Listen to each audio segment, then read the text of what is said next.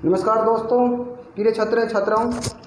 आज अपने उसी में जो राजस्थान के वन जो पार्ट हैं उसमें फर्स्ट लेते हैं। ये पार्ट नंबर 5 ले लेते हैं। 4 पूरा हो गया अपने। तो पार्ट नंबर 5 में हम बात करेंगे रोइडा की। हमने खेजड़ी पढ़ ली है और रोइडा के बारे में बात करें। रोइडा बहुत महत्वपूर्ण है। इससे अपने जितने भी फर्नीचर वगैरह बनते हैं, जैसे शीशम होती है ना, वैसे ही रोइडा होता है। तो इसका वैज्ञानिक नाम है टिक्कोमेला अंडुलेटा। वैज्ञानिक नाम टिक्कोमेला अंडुलेटा। ये किसका वैज्ञानिक नाम है? रोइडा। जैसे मैंने बताया था प्रोपेपिस सिनेनेरिया, वो खेजड़ी का वैज्ञानिक नाम था, ऐसे ही रोइडा का वैज्ञानिक नाम हो गया टिक्कोमेला अंडुलेटा। और रोइडा को मोस्ट प्रश्न बनता है, कई बार पूछा जा चुका है। इसका उपनाम क्या है? देखिए, उपनाम है इसका रेगिस्तान का सागवान। रेगिस्तान का सागवान किसको कहते हैं भाई? सागवान की तरह मुलायम लकड़ी होती है फर्नीचर बनाने के लिए। जैसे सागवान का वृक्ष पेड़, उसकी लकड़ी महत्वपूर्ण होती है, ऐसे ही रोइडा की लकड़ी महत्वपूर्ण होती है। रेगिस्तान का सागवान कहते हैं रोइडा को, ठीक है ना। किसको कहते हैं? रोइडा को कहते हैं। और ऐसे रेगिस्तान का कल्प वृक्ष पूछें तो कल्प वृक्ष बताना आपको खेजड़ी, वो मैं पहले बता चुका हूँ आपको। इसके बाद में अगर पूछे राजस्थान का राज्य पुष्प, राजस्थान का राज्य या राजकीय पुष्प, तो भारत का राज्य पुष्प तो कमल है और राजस्थान का राज्य पुष्प है वो रोइडा का फूल है। कौन सा है? रोइडा का फूल। ये 1983 में घोषित किया था। रोइडा का फूल है वो राज्य पुष्प। तो ये क्लियर हो गया आपके। इसके बाद में आगे जो रोइडा से संबंधित प्रश्न बनते हैं, वो प्रश्न ये बनते हैं कि रोइडा है उसको जोधपुर में क्या कहते हैं? तो ध्यान रहे, जोधपुर में रोइडा का स्थानीय नाम, रोइडा का स्थानीय नाम है मारवाड़ पीक। मारवाड़ पीक पूछ ले, टीक किसको कहते हैं मारवाड़ में अर्थात जोधपुर में? तो वो बोलते हैं रोइडा। अब रोइडा के फूल कब आते हैं? ये प्रश्न भी पूछा हुआ है, राजस्थान पुलिस में पूछा जा चुका है। रोइडा के फूल कब आते हैं?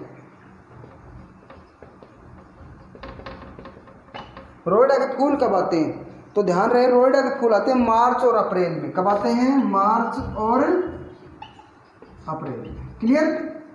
ये आपके समझ में आ गया होगा। रोइडा सर्वाधिक कहाँ पाया जाता है? तो सर्वाधिक पाया जाता है पश्चिमी राजस्थान में। प्रश्न भी आ चुका है, ये टीचर्स भर्ती में आया था 3rd ग्रेड में 2005 में। रोइडा सर्वाधिक पश्चिमी राजस्थान में, ठीक है ना। पश्चिमी राजस्थान में सबसे ज़्यादा रोइडा पाया जाता है। पश्चिमी राजस्थान का मतलब अरावली के पश्चिम में। तो ये क्लियर हो गया आपके रोइडा से संबंधित प्रश्न। अब आगे नीम से संबंधित प्रश्न लेंगे।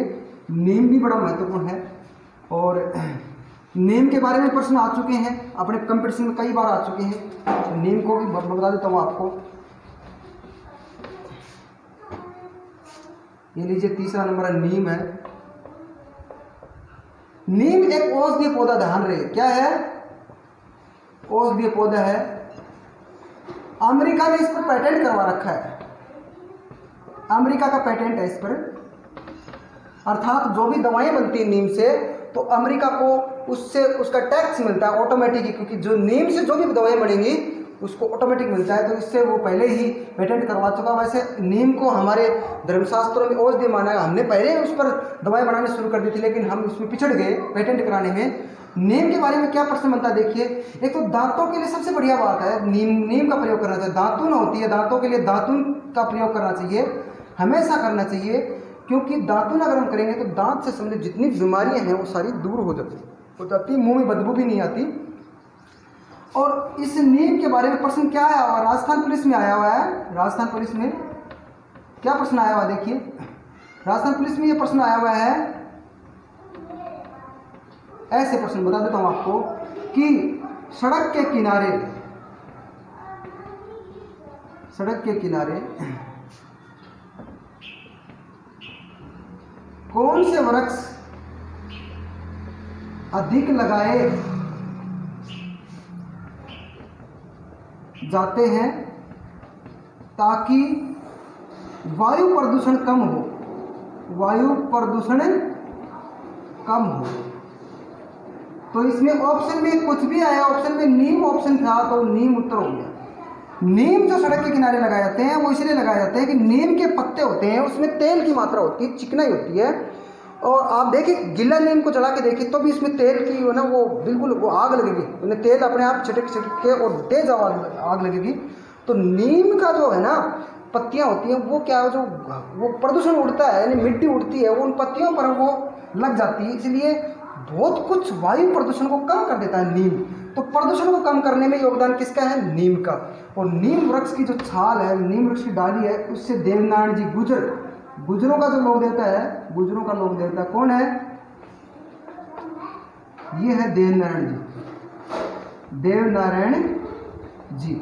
उसकी पूजा करते हैं गुजर लोग, किससे? नीम वृक्ष की डाली से।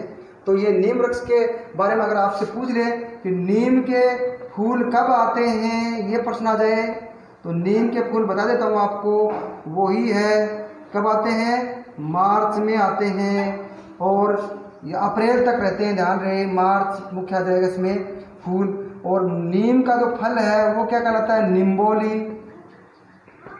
ये निम्बोली होती है। और निम्बोली को अगर हम कूट करके और उसको पानी में उबाल करके महीने भर उसको रख दें तो एक दवा बन जाती है, उसको कीटनाशक दवा के रूप में काम ले सकते हैं। उस अगर नीम की निम्बोली को कूट करके पानी में गर्म करके उबाल करके और उसको रखे भी नहीं तो दूसरे दिन भी अगर हम किसी फल वगैरह सब्जियों में अगर डालें तो कीट मर जाता है। जैसे भिंडी है, टमाटर है, जो भी है जिसमें भी डालेंगे, घिया वगैरह में कहीं अगर ज़्यादा अगर कीड़े लगते हों तो वो ख़त्म हो जाते हैं। और एक तरह से ये कहें तो प्राकृतिक चिकित्सा पद्धति हो जाती है, उसमें हम रसायनों का प्रयोग न करके और अच्छे फल ले सकते हैं।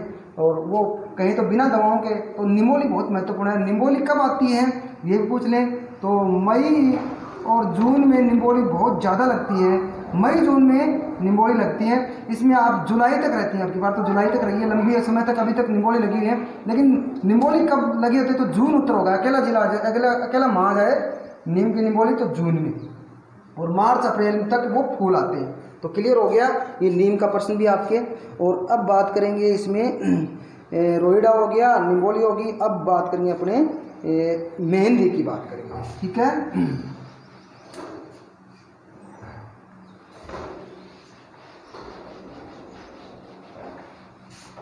हाँ बेटा, बस थोड़ी देर और लगेगी, एक छोटा सा वीडियो बना लेता हूँ बेटा, थोड़ी देर में तेरे को देता। क्यों, कहाँ जाएगा? स्कूल जाएगा? थोड़ा सा थोड़ी देर और रुक, आवाज़ मतलब बेटा। मेहंदी की बात कर रहा हूँ। मेहंदी देखिए, ये अपने राजस्थान का नक्शा है, कई बार पूछी जा चुकी है मेहंदी। तो मेहंदी है सोजत की प्रसिद्ध है, इतना ध्यान रखना। सोजत कहाँ है? सोजत पाली में, सोजत की मेहंदी प्रसिद्ध है, ठीक है। सोजत में मेहंदी होती है सबसे ज़्यादा। एक लाल सुर्ख मेहंदी है, वो अपने गिलुंड में है, गिलुंड उदयपुर में है, वहाँ होती है। तो मेहंदी के बारे में इतना ही है। एक गोंद के बारे में पूछ लें, गोंद, तो गोंद चोटन का प्रसिद्ध है। चोटन कहाँ है? चोटन बाड़मेर में है भाई। कहाँ पर है? बाड़मेर में चोटन है, वहाँ गोंद सबसे ज़्यादा होता है, ठीक है। इसके बाद में आपसे पूछ लें कि भाई होहोबा जोजोबा क्या है? होहोबा जोजोबा, ध्यान रहे, ये शुष्क क्षेत्र का एक पौधा है, इजरायली पौधा है। ये इजराइल से लाया गया है, कई बार पूछा जा चुका है कहाँ से लाया गया, तो इजराइल से, इजरायली पौधा है। तो ये होहोबा जोजोबा है, इसका प्लांट फतेहपुर में है। तो फतेहपुर में बहुत बड़ा प्लांट, फतेहपुर सीकर में, ध्यान रहे। होहोबा जोजोबा प्लांट कहाँ है? फतेहपुर सीकर में। एक डंड जयपुर में भी है भाई, डंड जयपुर, 2 जगह इसका प्लांट है होहोबा जोजोबा का, बहुत कम पानी में। और ये होहोबा जोजोबा बताया मेहंदी की तरह पेड़ होता है और उसमें बीज लगते हैं। वो बीजों से क्या है, वो तेल निकाला जाता है, जो औषधीय तेल होता है। एक होता है कैक्टस गार्डन, पूछ लें कैक्टस गार्डन। कैक्टस किसको बोलते हैं? कैक्टस बोलते हैं थोर को, कांटेदार होती है जिसमें सफ़ेद दूध आता है। थोर गार्डन कहाँ है? तो ये है कुलधरा में। कुलधरा कहाँ है? कुलधरा है जैसलमेर में, जैसलमेर में, यहाँ कुलधरा होगा। ये कैक्टस गार्डन हो गया कुलधरा जैसलमेर में, ठीक है। इसके बाद में अगर आपसे पूछ रहे हैं गुलाब की खेती कहाँ होती है, तो गुलाब की खेती होती है पुष्कर में। पुष्कर में चैत्य गुलाब की खेती होती है, ध्यान रहे, चैत्य दशम गुलाब पुष्कर। पुष्कर को गुलाब नगरी बोला जाता है, और गुलाबी नगरी, गुलाबी रंग हो गया, गुलाबी नगरी जयपुर को बोला जाता है, और पुष्कर को गुलाब नगरी, गुलाब फूल हो गया, गुलाबी रंग हो गया, ठीक है। इसके बाद में बात करें हम, बहुत महत्वपूर्ण बात है जो अब वाली बात करते हैं, कई बार प्रश्न आ चुका है इसके ऊपर, तो थोड़ा सा ध्यान देंगे आप इस पर। अब बता रहा हूँ, ये घास के बारे में बता रहा हूँ आपको, ये कई बार पूछा जा चुका घास के बारे में प्रश्न। सेवण घास, ये एक सीरीज है सेवण, ये लाठी सीरीज बोलते हैं, लाठी सीरीज, ये क्षेत्र है लाठी सीरीज, जैसलमेर में है भाई। कहाँ पर है? जैसलमेर में। सेवण क्या है? तो सेवण एक घास है। सेवण क्या है? घास है। जैसे बांस एक घास है ना, बांस भी वृक्ष नहीं है, बांस भी घास है, ऐसे सेवण भी घास है। कहाँ पाई जाती है? तो जैसलमेर में पाई जाती है। जैसलमेर में कहाँ पर है? लाठी सीरीज, ये ध्यान रख लेना, महत्वपूर्ण है। सेवण घास पशुओं के लिए बहुत महत्वपूर्ण है ये। और एक है दामन घास। दामन क्या है? तो दामन भी एक घास है, ठीक है ना। और ये भी कहाँ पाई जाती है? तो ये भी जैसलमेर लाठी सीरीज में ही पाई जाती है, जैसलमेर में। ये दुधारू पशुओं के लिए ज़्यादा महत्वपूर्ण है, दुधारू पशुओं के लिए जो दूध देते हैं उनका दूध वृद्धि होती है। दुधारू पशुओं में दूध में वृद्धि होती है, किससे? तो ये होती है दामन घास से। पसीने आ रहे हैं, गर्मी है ज़बरदस्त, तो इसलिए ज़्यादा से ज़्यादा इसको शेयर करें, क्योंकि मैं आपके लिए गर्मी में बना रहा हूँ वीडियो, और या आप घर बैठे पढ़ रहे हैं। आप कई बार ऐसे सोचते होंगे शायद कि गुरुजियों को ज़रूरत है, मुझे ज़रूरत नहीं है ना, लेकिन हम ऐसी बातें नहीं सोचते, हम छात्र हित में सोचते हैं। एक दो ऐसे भी होते हैं, तो आप इतना भी नहीं कर सकते, कम से कम इसको शेयर करें। शेयर तो कर सकते हैं, शेयर का बटन आता है, ज़्यादा ज़्यादा शेयर करें भाई। देखें ना, देखिए क्या दिक्कत है, एक बार देखने लग जाएगा ना तो टिकटॉक वगैरह जो बनाते हैं ना आजकल, जो वीडियो वगैरह वो बंद कर देंगे। पढ़ने वाले बच्चे इनको पढ़ने लग जाएंगे, तो अपने देख पढ़ेंगे प्रत्येक घर से अगर, तो सीधी सी बात हो, टेक्नोलॉजी वगैरह, कोई नौकरी में जाएगा, कोई कहीं कोई कुछ कुछ तो उत्पाद करेगा ना, तो देश हित में वो देश आगे वृद्धि करेगा और देश की जीडीपी में वृद्धि होगी। तो इसलिए ये नहीं सोचा कि सिर्फ मैं अकेला लग जाऊँ गुरुजियों को वीडियो देख करके। ऐसी अगर भावनाएं रखेंगे ना तो भगवान देखता है। इसलिए आप सोचें सबका भला हो। जो मेहनत करेगा ना, मेहनत पे मेहनत करो, कंपटीशन बढ़ाओ कि चल आपको भी देता हूँ मैं बेटर और आप भी देखते हो, तो उसमें कंपटीशन में वो होता है, जोश आता है कि मेरे को इतना आता है। तो इसलिए आप थोड़ा सा मेरी गर्मी के हिसाब से जो मैं बना रहा हूँ वीडियो आपके लिए, तो उसको देखते हुए, सिर में भी दर्द हो रहा है, इसको देखते हुए आप थोड़ा सा इसको शेयर ज़रूर कर दें, सब्सक्राइब करवाएं ज़्यादा से ज़्यादा, ताकि ये ज़्यादा से ज़्यादा बच्चों को मिलने लग जाएँ। और ये फ्री ऑफ कॉस्ट है, कोई इसका पैसे नहीं लग रहे आपके, ठीक है ना। बात कर रहे हैं हम खस घास की, बड़ी महत्वपूर्ण है, ध्यान रहे। सेवण घास बहुत ज़्यादा मोस्ट है प्रश्न, एक खस घास पर प्रश्न बहुत बार आ चुका है। खस घास, खस भी एक घास है, बहुत मोस्ट प्रश्न है, ये कई बार ऐसे पूछा गया है। खस घास देखो, इससे इत्र तैयार किया जाता है। इत्र जानते हो क्या? इत्र मतलब सेंट, इत्र तैयार किया जाता है। और इसके फिर आगे ऊपर की जो भूसी है उससे कूलर वगैरह में काम में ले ली जाती है। तो इत्र तैयार। खस घास किस किस जिलों में होता है? पर जिले पूछते हैं, ये ध्यान रखने की बात है। तो ये है भरतपुर, सवाई माधोपुर, टोंक। भरतपुर, सवाई माधोपुर और टोंक, इन तीन जिलों में कौन सी घास होती है? खस घास। ये याद रख लेना। सेवण और दामन घास जैसलमेर में, और खस घास है ये भरतपुर, सवाई माधोपुर, टोंक में। अब इसके अलावा एक घास, कांग्रेस भी एक घास है, कांग्रेस पार्टी भी है, मैं घास की बात कर रहा हूँ। ये कांग्रेस घास है, ये अपने गेहूं के बीज लेके आए थे अमेरिका से, तो उसके साथ आ गई थी, खरपतवार एक तरह से। कांग्रेस घास है, वो किसानों को बहुत परेशान किया था कांग्रेस घास ने। वो गेहूं में या अन्य जो जितनी फसल बोते हैं उनमें उगने लग गई थी। तो अब तो बहुत थोड़ी कम हो गई है कांग्रेस घास। और ऐसे ही सीकर झुंझुनों में एक थोड़ी सी घास और उगने लग गई है, उसमें थोड़ी दुर्गंध सी आती है। तो कई बार ये राजनीतिक पार्टी वाले कई बार मजाक कर देते हैं, हमारे साथ में साथी लोग हैं वो, जैसे कोई ऐसी विचारधारा रखते हैं कि कांग्रेस जो पार्टी है उससे जुड़े हुए होते हैं, तो वो कहते हैं सर देखिए ये बीजेपी घास है, इसमें दुर्गंध आ रही है। तो देखो वो पार्टी वाले घास नहीं है, मैं बता रहा हूँ आपको, कांग्रेस घास नाम जरूर सुना है, बीजेपी घास मैंने नाम नहीं सुना, और इससे हमें कोई मतलब नहीं है। पर मैं कहने का कांग्रेस भी एक घास, ध्यान रहे, अमेरिका से आई थी और ये गेहूं के खेतों में तैयार किया। ठीक है। इसके अलावा मैं आपको बताना चाह रहा हूँ कुछ महत्वपूर्ण दिवस। अंतिम जो बात है इसमें वो है महत्वपूर्ण दिवस की, तो थोड़ा सा वो भी ध्यान रखना आपको। महत्वपूर्ण दिवस कई बार पूछ लेते हैं, ये इसी से संबंधित है। लास्ट बात है ये इस टॉपिक की, महत्वपूर्ण दिवस। देखिए नंबर 1 लगातार देखते हैं। सबसे पहले बात करते हैं 21 मार्च। 21 मार्च को विश्व वन दिवस है, विश्व वन दिवस।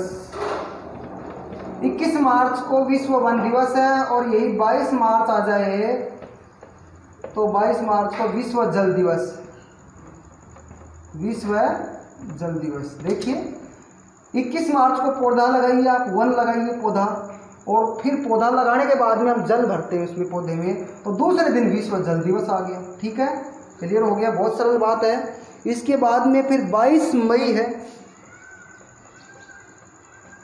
ये विश्व जैव विविधता वर्ष है, विश्व जैव विविधता दिवस। जैव विविधता कब आएगी? जब आप बहुत सारे पेड़ पौधे लगाएंगे तो वहाँ उनमें अनेक प्रकार के जो जीव जंतु हैं वो रहने शुरू हो जाएंगे, तो वो जैव विविधता बन जाएगी। इसके बाद में अगला है 5 जून। 5 जून को आता है विश्व पर्यावरण दिवस। ये सभी मैं इसको टॉपिक से रिलेटेड बता रहा हूँ दिवस। अगर ज़्यादा से ज़्यादा पेड़ लगाएंगे तो पर्यावरण शुद्ध रहेगा। तो विश्व पर्यावरण दिवस कब मनाता है? 5 जून को। ये चारों के चारों महत्वपूर्ण दिवस है, याद रखना है आपको। और आपको ये याद रख कर ये भी याद रखना है, एक एक पेड़ जरूर लगाएं इस वर्ष आप, क्योंकि लॉकडाउन हुआ है। लॉकडाउन इसीलिए हुआ है कि आप पेड़ लगाएं कम से कम। बीमारी को तो रोके साथ में पेड़ लगाएंगे तो ये बीमारियाँ फैलेंगी नहीं आगे, क्योंकि ये जितने भी जीव जंतु हैं ये उन पेड़ पौधे में अपना जीव बचा लेंगे, तो लोग खाएंगे नहीं, मांसाहारी नहीं बनेंगे। मांसाहारी नहीं बनेंगे तो फिर बीमारी नहीं चलेगी। तो इसलिए पेड़ों को काटेंगे तो वो जीव जंतु बाहर घूमेंगे, बाहर घूमे तो कई मांसाहारी लोग उनको मारेंगे, वो खाएंगे तो फिर बीमारियाँ फैलेंगी। इसलिए पेड़ जरूर लगाएं, एक पेड़ जरूर लगाएं, इतना ज़रूर काम करें। और एक पेड़ लगाएंगे तो मान लो आपको पुण्य मिलेगा, निश्चित रूप से आपको नौकरी मिलेगी। और एक शेयर भी करें तो भी आपको निश्चित रूप से नौकरी मिलेगी। आप शेयर का बटन देख लें। धन्यवाद। ओके।